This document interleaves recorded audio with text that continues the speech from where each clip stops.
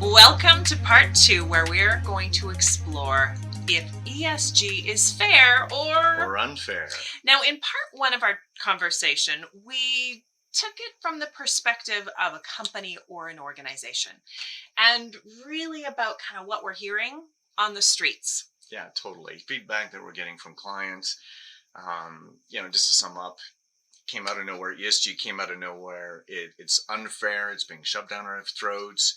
The ratings, right? Leader, average, laggard is just being applied without looking at the facts of what a company has done, maybe historically, the good they've done in terms of the community or the environment. But we also chatted about how do you navigate, right? As a result of this, it's not a fad; it's here to stay. So then it makes sense, right, when you're trying to problem solve, to look at the other side of the coin, which is what we're going to do today in part 2. Awesome. Now, this is a really big topic. We're looking at it from the perspective of stakeholders and investors generally, right? Yeah, totally. Yeah. We hear the word stakeholders, and there's varying definitions as to what that could be. But yeah, it's going to be anyone from the investors, right, where they're putting their money, company employees, to the community, right, that maybe lives in proximity to a company, or even consumers, right, and the like. So stakeholders can get pretty broad pretty fast. Yes, absolutely. Now, of course, we can't cover everybody's perspective, and this isn't, it's not our intention to do sort of a blanket assumption.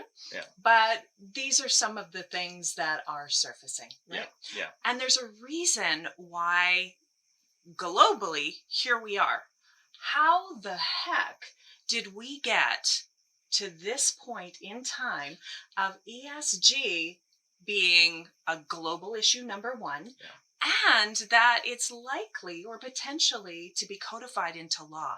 So it appears as though this is not going away. It is going to be simply part of doing business. Yeah. So let's maybe start with that. How did we get here? Now, before I let you I let you answer that, she's filling this in because I am deeply passionate about this, and for all the right reasons, because of so many gross lessons learned over the years. So yeah, keep going. And that's exactly where I wanted to go. I wanted to bring your experience, your past experiences in industry, having worked as an employee, right? Within small organizations, large organizations, but also being a supplier to the energy industry, and sort of seeing all facets of those relationships between the organization and between communities. Right. Yeah, that's it. And that's a community is a key stakeholder, because if you don't have their support, you're not going to operate. You're not going to survive. Right. A company, an organization, an entity, even the bad guys knew this. They could not support or survive without the support of the community. Now, I want to take this back, because you just like used a pretty broad brush in saying the bad guys. Who are the bad guys? Insurgents, right? Just saying that. Many times we're brought into locations and spent the majority of my career fixing things, fixing problems, going to places no one else was willing to go to, meeting with stakeholders no one else was willing to meet with. And a lot of those were in war zones. Things happened. Company had operations originally, right? Force majeure, they had to get out. Can we get in? Can we get our stuff back? Let alone, can we get it going again? Right. So sent in to investigate this, and you run into a lot of things, but part and parcel to that, we had a secret weapon. Number one, it helped being Canadian. Canadians are well loved, right? And that helps get through borders like nobody's business. And second to that, the other secret weapon is we would engage the stakeholders. We'd engage the community. Counterinsurgency 101. Right. And that's the rule. Without the support of the community, no one wins. And that's from the good guy point of view and the insurgent point of view, so to speak. Right. So we knew we would just try to win over the community, right, more than the insurgents would. And then we win, period. And we would get the phone call saying, don't be down the road tomorrow at such and such time. sure enough, right? Mhm. That's in it in a That's a in a pretty quick, extreme yeah. experience, but I love that you've had that experience Well, because and it feeds into everything it in really terms does. of engaging the stakeholders, Right, and that scares people. right. From maybe over the years, to me, it's like, oh yeah, okay, that's the first thing you do, right? Mm. You identify who they are, Mhm. realistic stakeholders, because Right, I like what you said earlier. We're not going to solve every grievance right. out there Mhm. against the energy industry or industry, right? The Mhm. proponents of ESG, Mhm. because you have some who are saying, ESG is a weapon, the weapon we need. It's David's slingshot. We're killing Goliath, whatever. Like, it's like, wow, we're not going to solve every grievance. That's not, Mhm. not what we're doing here, but we're showing there's a path forward Mhm. that industry can take, even though it might seem crazy and overwhelming. Right, So part of that is like, well, identify who the stakeholders are. Realistic right. stakeholders, Mhm. realistic and relevant stakeholders, Mhm. and engage them, Right. talk with them. And that's really part of a stakeholder mapping process, which we're Yeah, going to talk about. We're going to talk more about how to bridge that relationship, right. right? And how to earn the right to do business, That's it. right? Yeah, that's it exactly. Yeah. It's earning the right, and we'll jump into the mistakes I've seen. I think everyone can get the grievances that are out there, Right. right? We're ESG, and maybe, okay, so we kind of got into it real quick because We did. it's exciting, but the problems. Hmm. I find And it. how did we get here? Well, yeah, and it's why is it an E, an S, and a G? Mm-hmm. Something went terribly wrong in each of these areas for them now to be focused on, right? The environment. Again, globally, right? Globally. This isn't simply a region. No, this isn't a region. This isn't one nation. This is planetary. So what went wrong, Mm-hmm. right? As a human race. So it's about the environment. Right. That's pretty much evident. Right. What we're talking about. And that seems to be a major catalyst for a huge one, right? For this whole sort of movement. That is it seems to me that that's a significant catalyst. Totally. Right or wrong, whether you agree with it or not, Mm-hmm. it was. Mm-hmm. And jumping to the next one, the S, the social, right? Human life and well-being. Right. And it not being just the employees, the company employees, or even just the community. Right. Where the business might be located or operating in, but everybody along the supply chain. Right to the beginning. Now that's a significant change. I mean, there's been corporate social responsibility in the past, right? Yeah. But not to this degree. No. And ESG takes it one step further by drilling down into the supply chain to hold suppliers accountable throughout that relationship to make sure that everything is above board. So if that is the case now with ESG, that's also a reflection of what went wrong. Okay, so tell us more. Right? It wasn't being done. Mm-hmm. So there were issues. And yes, from modern human slavery to child labor, right? And much, much more. Mm-hmm. That's why it's now part of the focus of ESG, because it was missing. Humans do crazy things to other humans, right? Mm-hmm. And now we have these issues. So the E for environment, something went seriously wrong, right? The S for social, human life and well-being, something went terribly wrong. Or either it went wrong or we can simply do better. And I think it's a combination of both. Wouldn't you agree? That's a can of worms. That's a can of worms, yeah. And otherwise, then the passion Rand will come to the surface. Oh, yeah, I was here. Here's what happened. No, it's fair enough. Okay, we'll leave it at that. How about that as a segue to the G? Okay, let's talk about that. And I define governance as a company's ability to self-police. So you still look at it under the same lens of something had to seriously gone wrong. Okay. For it to be a focus now. Yeah, okay, right. We can say Enron and whatnot. What do you think is the general trust of corporate? Right? Whether you see on TV or in paper, right? There's a distrust right out of the gate for corporate. Anything corporate, right? It's associated with greed, et cetera, et cetera, et cetera. A company's ability to police themselves because maybe they weren't doing it, right? Whether it was on a grand scale, everybody, or just a few bad apples, right? We can argue that for the S, right? And the E. Something went wrong in each of these facets. Now it's a focused area, a forced focused area with ESG, right or wrong. That's what the reality is. Right. So that's where we're here. Can you go forward? when there's such animosity, Mm. especially toward the energy industry? How does the company go forward, or do they simply pack up and shut down? Right? And some are considering that. Yes. Where others are going, no, we want to move forward. Mm-hmm. How the heck do they do that in this kind of situation? Right. Well, and we know that there's a way. Yeah. Yeah, there is a way. So let's talk about.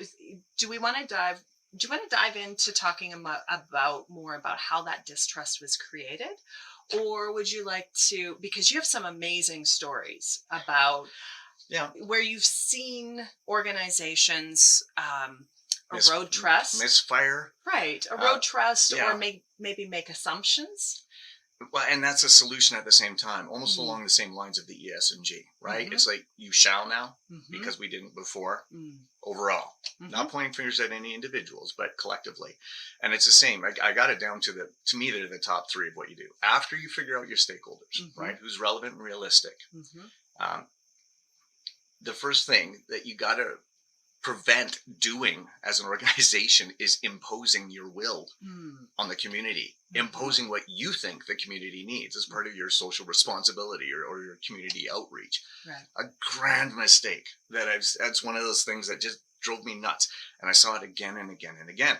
Case in point, and I've told you the story, and for those who know me, they know this story, the scorpion story.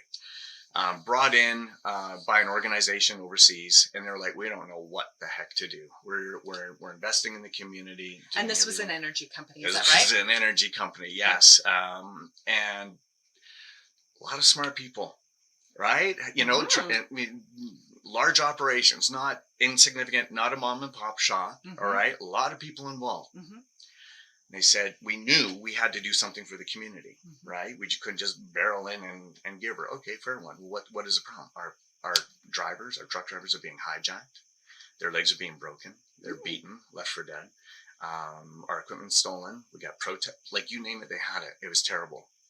It's like, ooh, okay, well, all right, we'll go in and check it out, right? And come up with a better plan. And so started inquiring. I said, well, what were you doing for your community outreach, your social responsibility? Well, we bought like 1 million doses of scorpion venom, antivenom, and donated to the local hospital. And on the surface, that sounds they thought, amazing. They thought it was cat's meow, right? And they're like, man, can't they see that we're trying to help, we're trying to do the right thing? Okay, well, we went in. Personally went in. And with my team, we're investigating, and we were out in the field at one point checking over the operations, and we were walking around. It was really interesting. There was a shepherd with a little boy and its grandson, and it looked right out of the Bible scene kind of thing. Like, just wow, you're taken aback. So we're still looking at everything, mapping, GPSing stuff. All of a sudden, a little boy, 4 or 5 years old, comes running at us, like, obviously stop, and it's like, oh, geez, we're about to step on a landmine. Like, what the heck? Everybody freezes, right? We go into, anyway, I won't explain the other actions we were ready to do. We stop, right? He comes running up. We're like, what's going on? He puts his hand like this on me and points, and there's a bloody scorpion on the ground. We would have walked right on top of this dude. We had boots and everything, but still. And then it hit me. These people know where the scorpions are right after they learn their ABCs, right? Or how to breathe or how to eat. This is part of their culture. They don't need scorpion antivenom, right? They don't, like, this is the last thing they need. But the company thought this is what they needed, imposed it. And that's an analogy for a mistake I saw again and again and again and again. So what is the right thing to do? Okay. And I can give you a lot of other examples, because I made pretty good income fixing problems like that.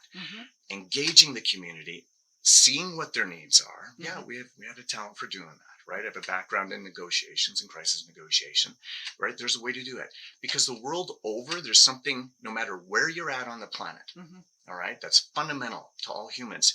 People want to clothe their children, feed their children, give them medical aid, education. It's universal. And if you can help make that happen within the community, that's generally their needs are related to that. It's as simple as that. It's not complicated, yet there's this fear and apprehension about engaging stakeholders, right? Or engaging the community.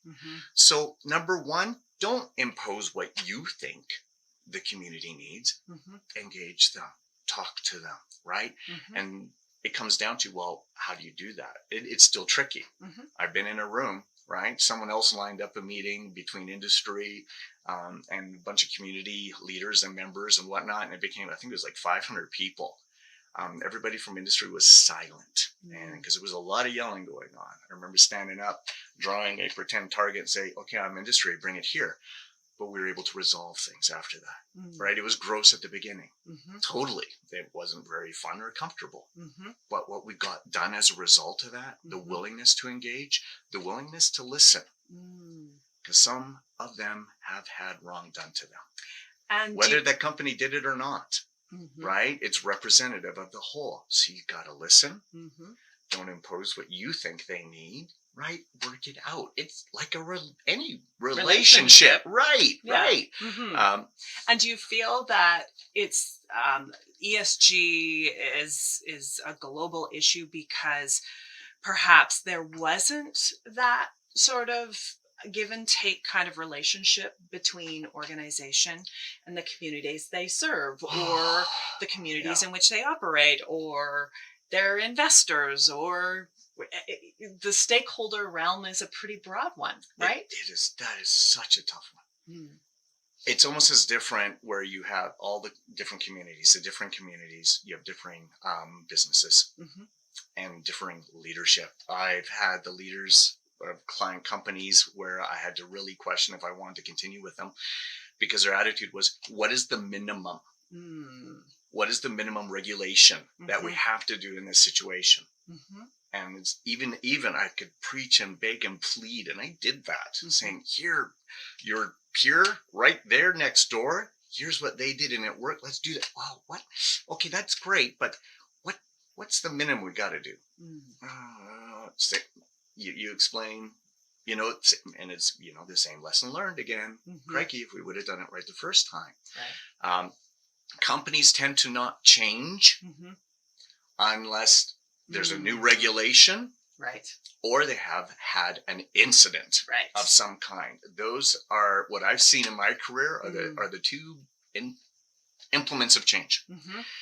ESG is like a combination of both of those. There's no choice. So you can also use this as a company who maybe was adverse to going down this road before. You can use this as an opportunity, as a vehicle, saying, we didn't before, we're going to now, right? And do it.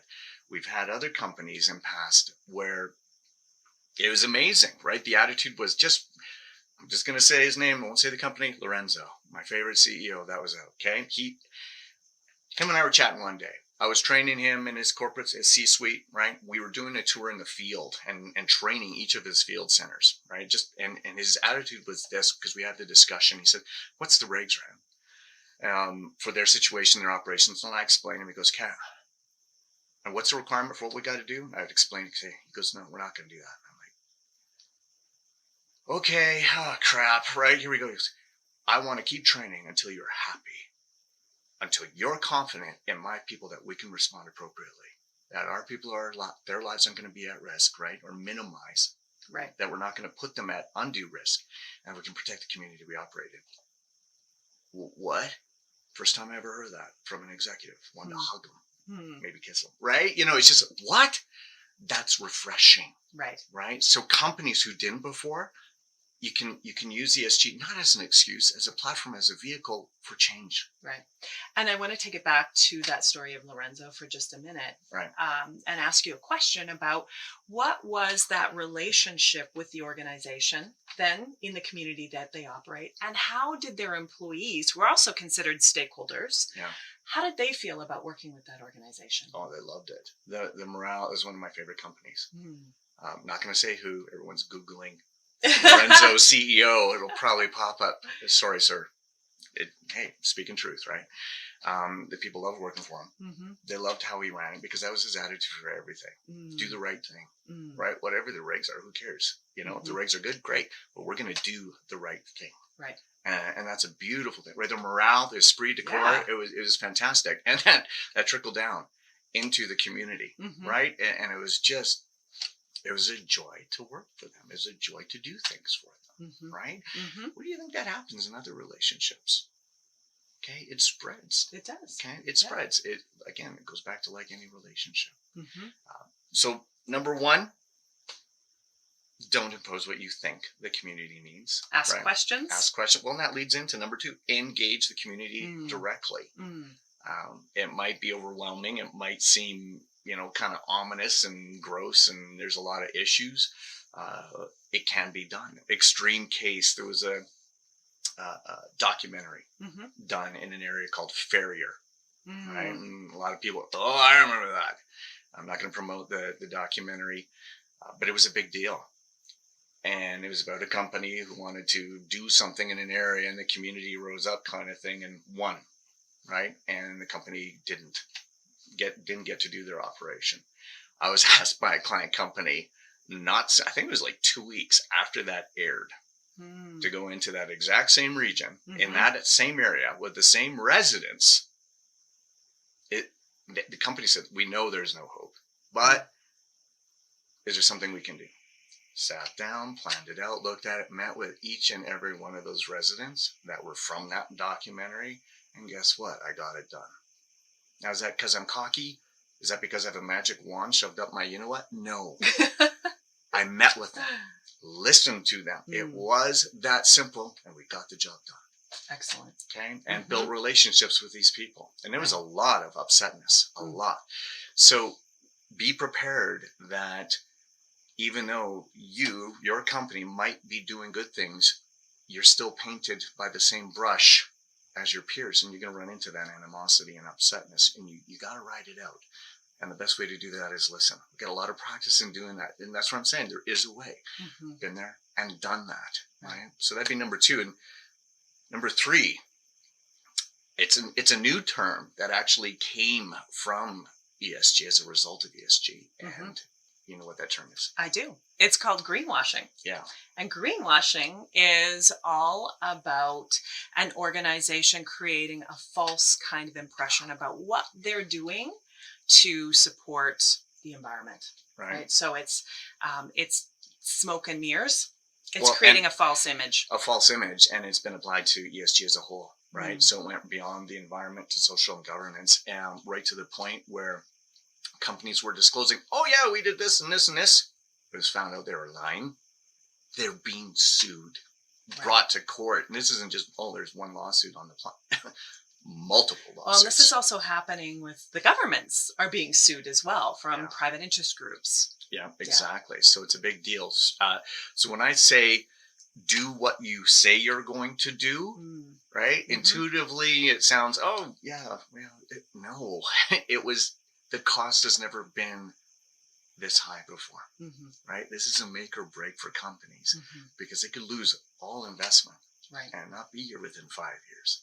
So if you say you're going to do something, when you engage the community, do it. Be prepared to do it. We're in a little different realm right now in ESG Management Solutions. We do things different. Back in the day, a client organization could hire me, could hire you, right, and do things on their behalf. Where now it's changed. The game, that model doesn't work in terms of embedding ESG. So that's what we teach companies how to do this. Will we go along and help with negotiations? Yeah, we have and we will. But it has to be owned from within, and that's a big one. So it's counting the cost. So don't just make blanket promises, right? You've got to stand behind what you say. What I'm coming to is when I went into situations on behalf of companies, I went in with their support, right? I went in even as a honorary employee, the business card, everything, ready to spend millions of dollars. Okay, so I went in fully supported because I was able, when I met with the community, yes, we can do that. No, we can't do that. I was able to call a shot, right? So fast forward to now, it's same but different. The company, when you engage the community, you've got to be able to back that promise up when you say it's going to happen. Because what happens if you don't? Trust is eroded. Right, it goes credibility is eroded. Right, it goes back to just reinforcing the negative attitude. Right, and that's not good for anybody. So do what you say you're going to do, especially now if you haven't before. All of those tie up to embedding, right? A company embedding sustainability, right? From the executive, from the C-suite, right down to the front lines. The whole culture of the company has to be involved. Everyone has to have a level of responsibility for this. And it's more than just attitude. We're talking practical, tactical responsibility. Right. What all of this, do you think it can be pinned on one person to do for a company? Not if it's to be embedded. No. And we've seen that. I think in part one, we talked about this really briefly. We've seen that there's one individual within an organization that may have the title ESG tacked on to their initial title, and they're cast with the responsibility of gathering the data and putting out a report. Or sometimes it's the responsibility of the communications person or team. More times than not, yeah. It is. And that's not how to make sustainability sustainable. No. That's not how to embed ESG and sustainability. It's really a collective initiative that, like you said, from top line to front line. Well, yeah, and absolutely. The things we just talked about are just one aspect of it. Right. This is just one aspect. Our model, our program, tried, tested, and true. You know what? We're going to tout our program.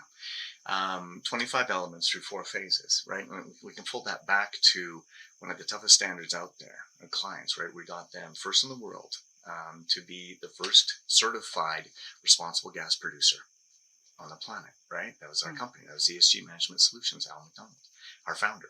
Okay, we know how to get you there. So the little things that we touched on today and in the other stakeholder mapping, those are just 2 elements out of 25.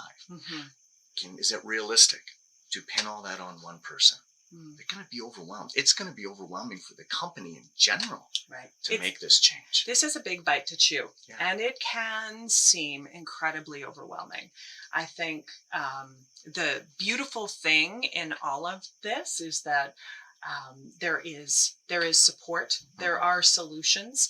Those solutions aren't or what part of our belief is that we teach a man how to fish, or we teach a company how to fish. We teach them embed sustainability rather than parachute in and wave a magic wand and create a report and boom, right? And then out you go again. Yeah. That's not making sustainability sustainable. No, the company's got to own it. Yeah. It's got to be from within, from the top to the front line.